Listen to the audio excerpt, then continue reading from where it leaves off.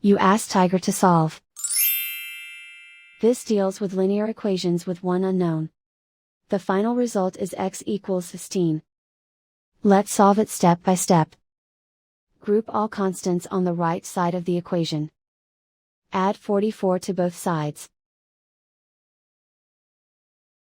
Simplify the arithmetic.